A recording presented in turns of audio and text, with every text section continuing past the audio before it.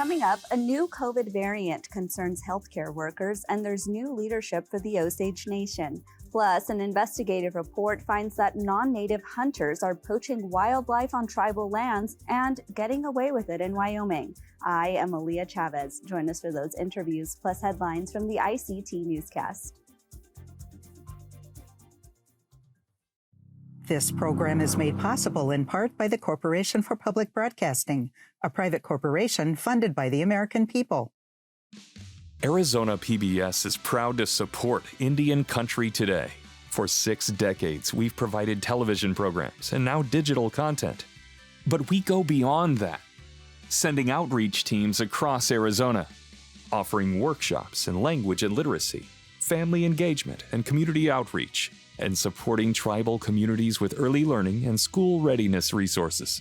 Join us at azpbs.org.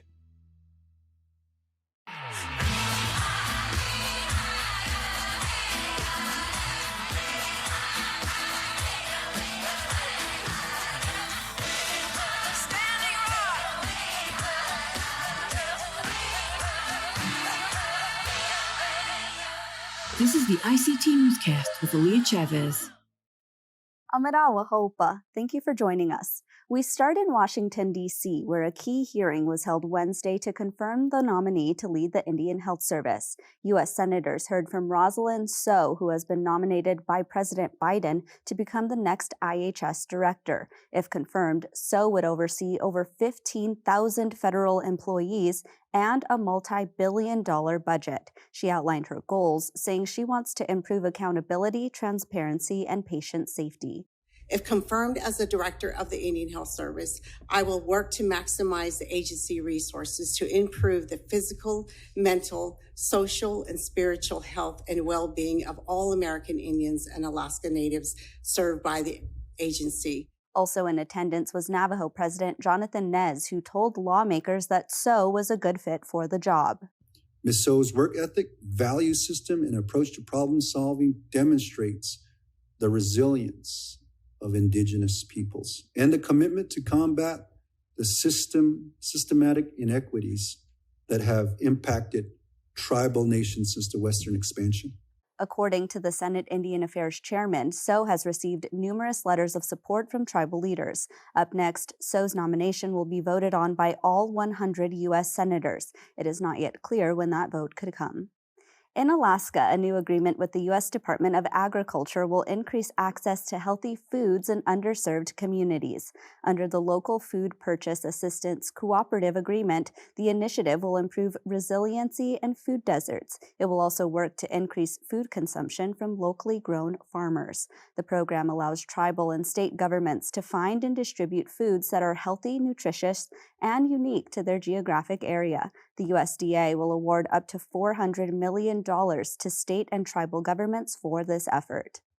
Last week, the U.S. Forest Service released its draft decision and findings on a new gold exploration project by Minneapolis-based F3 Gold. The conclusion of the report states the selected alternative will not have a significant effect on the quality of the human environment. As a result of this report, an environmental impact statement will not be prepared. Cheyenne River Sioux Chairman Harold Frazier says the tribe is opposed to any exploration or development of minerals in the Black Hills. The decision does not give an immediate green light for F3 to begin drilling because other requirements must be met first. In Australia, Indigenous art detectives are helping to discover a mystery involving painted priceless barkworks. These men from Arnhem Land have traveled to the continent to see art made by their ancestors more than 100 years ago. Their destination is Museums Victoria in Melbourne. The museum has 170 bark pieces created in their territory in the early 1900s. It's really special because I've never seen that painting before because this is my first time looking at them.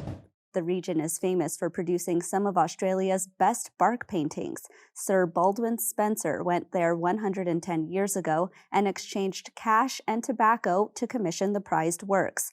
But who painted them is anyone's guess, and researchers are hoping these men might connect the dots. My grandfather was doing painting with the bark. It could be somewhere here, but I'm not too sure. The group says they would like to see the art repatriated back to their people one day. Well, AMC is wrapping up season 1 of its thriller Dark Winds on Sunday, July 17th. The series has already been renewed for a second season, which will arrive on AMC Plus and AMC next year. The season 1 premiere on June 12th attracted an audience of over 2.2 million viewers on the platform. AMC Director of Entertainment Dan McDermott says the series has a once-in-a-lifetime creative team and cast. The first season did not come without controversy. Many Navajo speakers took to social media to say the actors were not pronouncing words correctly. Despite this, Dark Winds has a 100-point score on Rotten Tomatoes. It also is the #1 new series launched in AMC Plus history. And those are the headlines for the ICT Newscast. Coming up, we take a deep dive into trespassing and poaching on tribal lands in Wyoming. The Osage Nation has new leadership, but first, healthcare workers say it's still a good move to keep your mask on. Stay with us.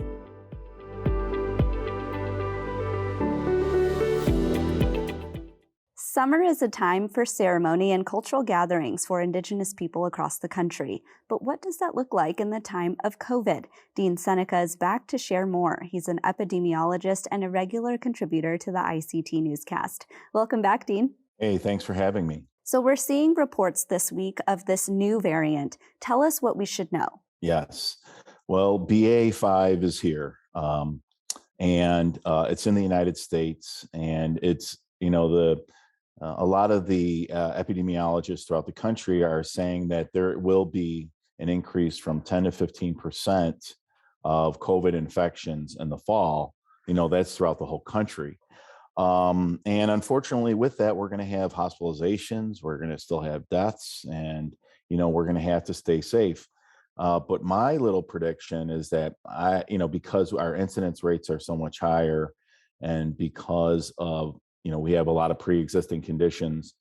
I'm guessing that we could see an increase of almost 25% of COVID infections in Indian country. Mainly because of these pre-existing conditions. But, we really need to up it when practicing prevention. And quite honestly, a lot of the states where our tribal nations reside are not doing the best that they can do to be protective as well. So there's some things that we can do, though, in order to really address this new wave of BA.5 that's already here. And my first recommendation is, if you're over 50, get your booster. And if you did get your first booster, get your second booster. By getting the second booster, you literally reduce the chance of hospitalizations or chance of death by 4-fold. So it's really advantageous for people to get their boosters. The next is to take a Paxlovid, and Paxlovid is an anti-oral viral remedy that's really impacts or reduces severe disease of COVID-19. And basically how this works, when COVID enters the body, right, it enters into our cells, right? And then it replicates in the cells, right? It assembles, and then it goes to infect other cells. And this is kind of how a virus works. And what these antiviral drugs do is they disrupt that process, right? Some antiviral drugs interrupt it at the beginning, and some drugs interrupt it at the end. For example, Tamiflu, which reduces the flu significantly, really interrupts that process into infecting other cells.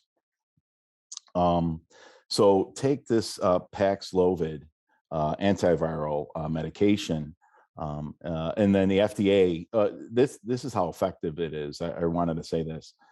It is so effective, this antiviral drug, that the FDA didn't even have to get outside sources to get approval. All of the clinical trials that this antiviral drug went through were so positive and had such positive effects that the FDA felt very, very comfortable approving it right off the bat. So, and then the other big thing that I'm seeing is, and I have to advise against using the CDC community level for masking. And many epidemiologists, and we've been discussing this, if you look at the website, where the previous website, and they just updated it, it showed basically that 98% of America should be wearing a mask. And I'm like, well, and then recently updated, it said, well, 24%, given where you live, should be wearing a mask. That might be a little bit more realistic, but when it comes to masking, really understand what the local conditions are, where you live, where you reside, where you work, and where you play, where you worship. If cases or incidents or cases are rising, well, yes, be protective and wear a mask. If the cases are low and not really a concern, well, then you can, need to wear the mask everywhere you go. And specifically, wearing a mask in public places. And then my big one, and I'm really glad to say this, that more epidemiologists are saying this, are with this recommendation. And I've been saying this since day one, increase your ventilation. I've been saying, like, COVID is similar to like cigarette smoke, right? If people smoke in a room, right, that smoke lingers, right? It stays in that environment. And actually, people who do smoke and have COVID, it will linger along a lot longer in the area. And one of the big recommendations I've been saying forever is to, really increase ventilation in closed spaces, especially during a heat wave or in cold conditions. Everybody's going to be inside, right? So when everyone is inside, this virus can really run rapid in those closed areas. And then I guess my last recommendation would be to really use the antigen test. The antigen test is probably the best tools that we have to disrupt transmission. Well, Dean Seneca, unfortunately, we've run out of time here, but thank you so much. Thank you.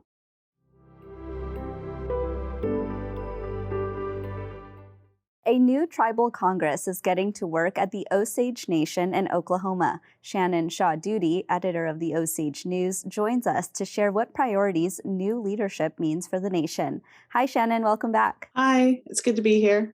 So there's been new leadership at Osage. Tell us which positions and what's happened lately. Well, on June 6th, we had our general election, and our principal chief, Jeffrey Standing Bear, was reelected for another 4-year term. This will make him, he will serve 12 years, the longest serving chief that we've had under our new government. Our assistant principal chief is new. His name is RJ Walker, but he is no stranger to our government. He has served on the Osage Nation Congress for the past 12 years as well. We also had 7 members of our Congress elected on June 6th, and they will serve 4 years. And from that election, it was a very contentious election. I'm glad it's over. Everyone, I think, is being brought together, especially after our Oklahoma primaries and the Castro Huerta decision. What kinds of priorities did these candidates focus on? The main thing that everyone is focusing on now is the Oklahoma primaries. They were held on June 28th, and Oklahoma is a Republican state. And where we are on the Osage Reservation is also contiguous with Osage County, and 74% of voters voted for Governor Kevin Stitt for reelection. So Governor Stitt, who is also a Cherokee Nation tribal member, he has launched an aggressive campaign against tribes on all fronts. So most of his Republican allies won their primaries, and they have been very outspoken on what they feel tribal governance, tribal sovereignty should mean. We know that it means self-governance, but they have a completely different idea of what that means. Do you think that because they are launching these attacks on tribal sovereignty, that 74% of Native voters will continue to vote for them? The thing is that the Native population within our reservation is most likely 7-3, non-Native being 7 and Natives being 3. Our tribal nation is spread across the state and across the country. So we are the minority within our own reservation. So with Castro Huerta, Chief Standing Bear was very direct in his inaugural address about how we need to band together. We need to stay together.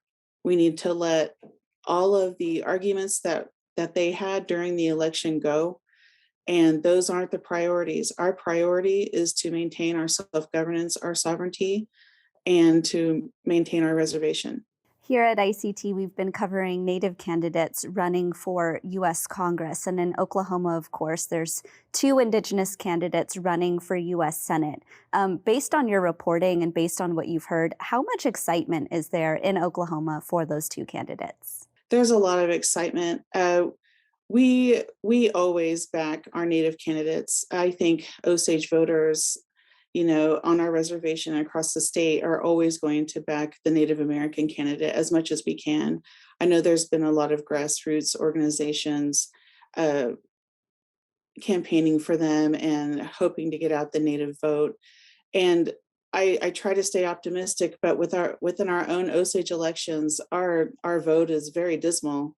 Honestly, it's 14% of the 14% of the eligible registered voters vote.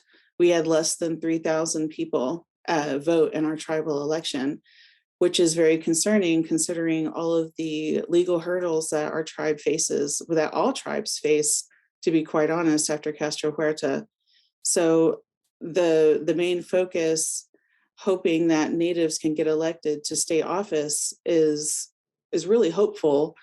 Oklahoma, it's hard to be hopeful for Native candidates because there is such a pushback on Natives, and especially our gaming facilities and our tribal compacts and our sovereignty. And I think Chief Standing Bear hit it on the head in his address that tribes need to be smart. We need to draft our own laws. We need to preempt state and federal law because according to Castro Huerta, that's the only thing that's going to stand is law that was preempted before state and federal law. So those are the main things that I think our chief and our Congress is going to be focusing on. We also have our Osage mineral estate. We're the only tribe in the state of Oklahoma that has an underground, so to speak, reservation. We own all the minerals within our reservation, and the state of Oklahoma has been trying to regulate that for decades. So, since 1906, they've tried to get their hands on our mineral estate. So these are things that our tribe is facing and that we're trying to work together to prevent. Shannon, very quickly, while we have you here, Killers of the Flower Moon, of course, is the big story that we've been following from you all at Osage News. The movie is set to premiere later this year. How are you all feeling, and what's the feeling in Pawhuska? We are trying to get ready for the onslaught of tourists, reporters, just genuine interest in the Osage Nation. The tribe is working together to try and formulate a landing place for these people to go to learn the true history of our tribal nation as told by the Osage people.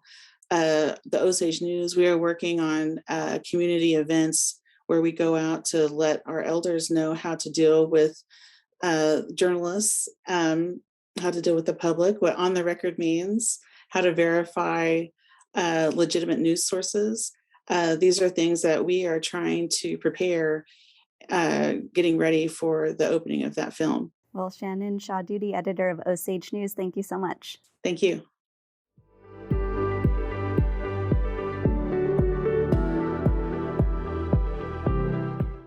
The Fish and Game Code for the Shoshone and Arapaho says only tribal citizens with proper permits and tags may hunt on the reservation. Savannah Mar recently took a deep dive into how non-native hunters are trespassing and poaching animals and getting away with it. Her investigation is called "Who Does the State of Wyoming Consider a Poacher?" Hi, Savannah. Welcome back. Hi, Leah. Thanks for having me. So your investigation introduces us to a tribal game warden. Tell us about him. Yeah, so Justin Friday is a warden with the Shoshone and Arapaho Game and Fish Department who was kind enough to have me along while he was doing some of his work on a patrol and to help me understand this issue of non-native poachers that are hunting illegally on the Wind River Reservation and the hurdles that department faces in holding those poachers accountable. And when you were with him, I mean, he was sharing some pretty significant information about what he was seeing. People actually, crossing fences and boundaries. Maybe tell us about that. Yeah, so this department has compiled lots of evidence over the years of non-native hunters, crossing over the boundaries. There's, body camera footage of them confronting these poachers. There's trail camera footage, sort of catching them in the act. Images from tribal hunters who will be out hunting and see a non-native person and sort of snap a picture. But back in 2020, when I first spoke with Justin Friday, he estimated that this was happening every day during the hunting season.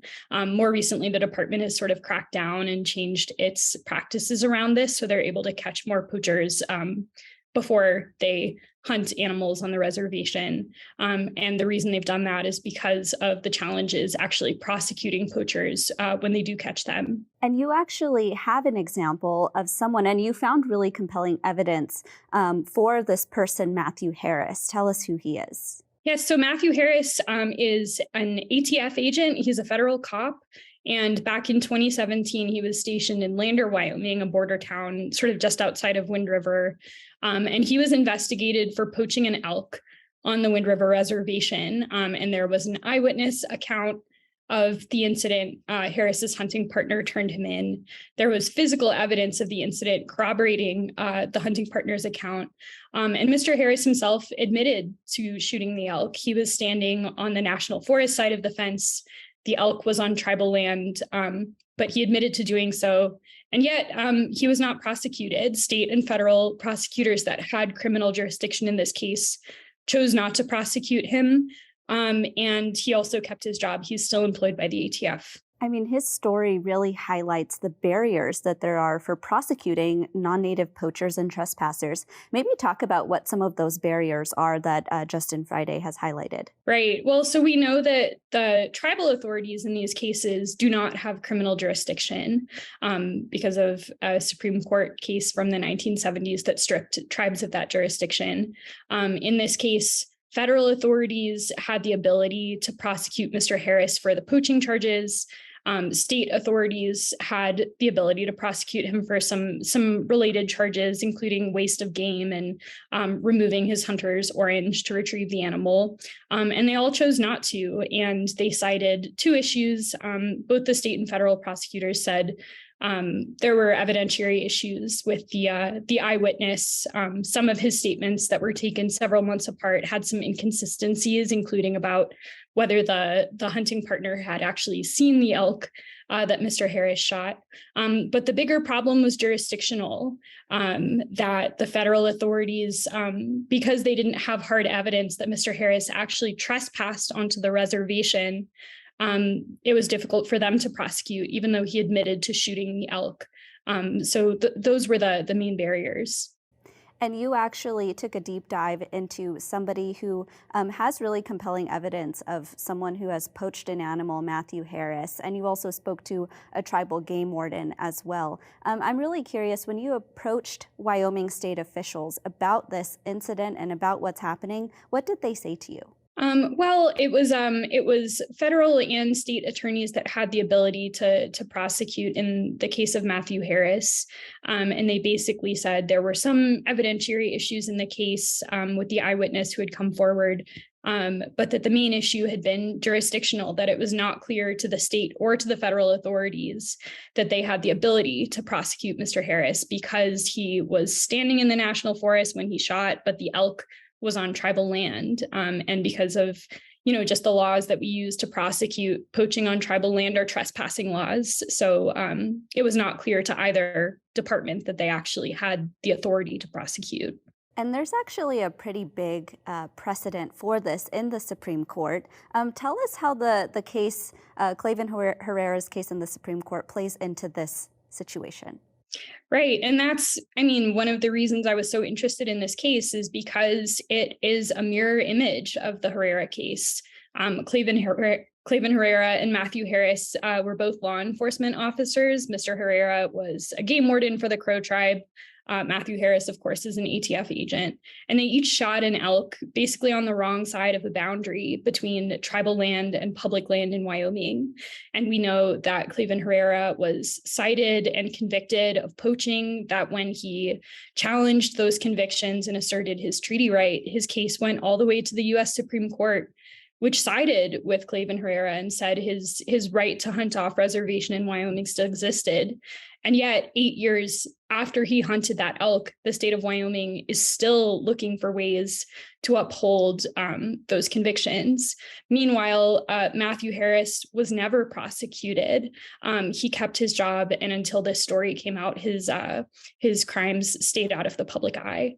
Well, Savannah Mar, we'll check back in with you again. Thank you so much. Thanks, Aaliyah. And that's a slice of our Indigenous world. For more news, visit ictnews.org. From all of us in the newsroom, stay safe, my relatives. I am Aaliyah Chavez. Sometimes you got to take a stand just because you know you can. Oh, you got to run, you got to run.